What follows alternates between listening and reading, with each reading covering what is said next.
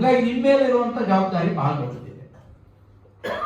ನಾವೊಂದಿಷ್ಟು ಸಮಯ ಪಾಲನೆ ಮಾಡ್ಕೊಳ್ಬೇಕು, ನಿರಂತರವಾದ ಪ್ರವಾಸಗಳನ್ನು ಹಾಕೊಳ್ಬೇಕು, ಸಾಮಾನ್ಯ ಕಾರ್ಯಕರ್ತರ ಜೊತೆಗೆ ಬೆರೆಯುವಂತ ಪ್ರವೃತ್ತಿಯನ್ನು ಹಾಕೊಂಡು ಮುಂದೆ ಹೋದ್ರೆ ಖಂಡಿತ ಈ ಪಾರ್ಟಿ ಮುಂದಿನ ದಿನಗಳಲ್ಲಿ ಕಲಬುರಗಿ ಜಿಲ್ಲೆ ಇದೇನು ಇವತ್ತು ಇಡೀ ಕರ್ನಾಟಕದಲ್ಲಿ ಹೆಸರಾಗಿದೆ. ಇವತ್ತು ಎದಕ್ಕೆ ಅಂತ ಕೇಳಿದ್ರೆ ಒಳ್ಳೆ ಆಡಳಿತದಿಂದ ಅಲ್ಲ, ದರ್ಪ ದೌಲತ್ತಿಗೆ ಹೆಸರುವಾಸಿಯಾಗಿದೆ. ಇವತ್ತು ಮೋದಿಯಿಂದ ಹಿಡಿದು ಅಟಲ್ಜಿಯಿಂದ ಹಿಡಿದು ಅಮಿತ್ ಶಾ ವರೆಗೂ ಎಲ್ಲರನ್ನ ಬೈಯುವಂತ ಕೀಳು ಮಟ್ಟದ ರಾಜಕಾರಣಕ್ಕೆ ಇವತ್ತು ಇಲ್ಲಿಯ ಪ್ರಿಯಾಂಕ ಖರ್ಗೆ ಅವರು ಇಳಿದದ್ದು ನಾವು ನೋಡಿದ್ವಿ. ಮತ್ತೆ ಎಲ್ಲ ದುರ್ವ್ಯವಹಾರಗಳು ಅವ್ರ ಕಾರ್ಯಕರ್ತರು ಮಾಡ್ತಾ ಇದ್ದಾರೆ. ಆದ್ರೆ ಅವ್ರು ಹೇಳೋದು ಯಾರ ಕಡೆಗೆ ಬಟ್ ಮಾಡಿ ತೋರಿಸ್ತಾರೆ, ಅಲ್ಲೊಂದು ಇಲ್ಲೊಂದು ಯಾವ್ದೋ ನಮ್ಮ ಕಾರ್ಯಕರ್ತರ ಮೇಲೆ ಕೇಸ್ ಹಾಕಿಬಿಟ್ಟು ಕಳ್ಳರು ನೀವಿದ್ದೀರಿ, ಸುಳ್ಳರು ನೀವಿದ್ದೀರಿ, ಈ ರೀತಿಯ ಅವರ ವರ್ತನೆ ಇದೆಯಲ್ಲ, ಇದು ಸಹಿಸಿಕೊಳ್ಳುವಂತದ್ದಿಲ್ಲ.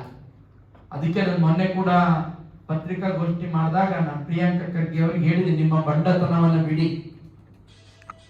ವಿರೋಧ ಪಕ್ಷವನ್ನ ನೀವು ಅದನ್ನ ಬಹಳ ಇದರಿಂದ ಸ್ವಾಗತ ಮಾಡ್ಬೇಕು. ವಿರೋಧ ಪಕ್ಷದವರು ಏನಾದರೂ ವಿಷಯಗಳನ್ನು ಹೇಳಿದಾಗ ಅದನ್ನ ಬಹಳ ಸ್ಪಿರಿಟ್ ಆಗಿ ತಗೊಳ್ಬೇಕು. ಆ ಮನೋಭಾವ ಬೆಳೆದಿಲ್ಲ ಅಂದ್ರೆ ನೀವು ಬೆಳೆಯೋದಿಲ್ಲ ಅನ್ನುವಂಥದ್ದನ್ನು ನನ್ನ ಕಿವಿ ಮಾತನ್ನು ಕೂಡ ಅವ್ರಿಗೆ ಹೇಳಿದ್ದೀನಿ.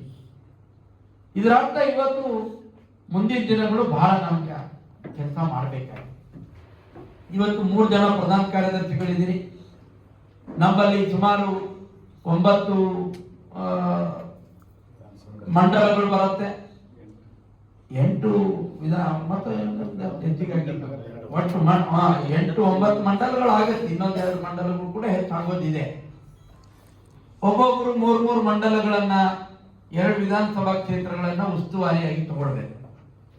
ಸಂಪೂರ್ಣವಾಗಿ ಅಲ್ಲಿನ ಕಾರ್ಯಚಟುವಟಿಕೆಗಳು ತಳಮಟ್ಟದಿಂದ ಬರುವಂತ ನಿಟ್ಟಿನಲ್ಲಿ ನಿಮ್ ಕೆಳಗಡೆ ಮನ್ ಕಿ ಬಾತ್ ಒಂದು ಟೀಮ್ ಇದೆ, ಅದ್ ಬಿಟ್ರೆ ಬೂತ್ ಲೆವೆಲ್ ಏಜೆಂಟರ್ ಒಂದು ಟೀಮ್ ಇದೆ, ಅದ್ ಬಿಟ್ರೆ ಬೂತಿನ ಅಧ್ಯಕ್ಷರಿದ್ದಾರೆ, ಮಂಡಲ ಅಧ್ಯಕ್ಷರು ಪದಾಧಿಕಾರಿಗಳಿದ್ದಾರೆ.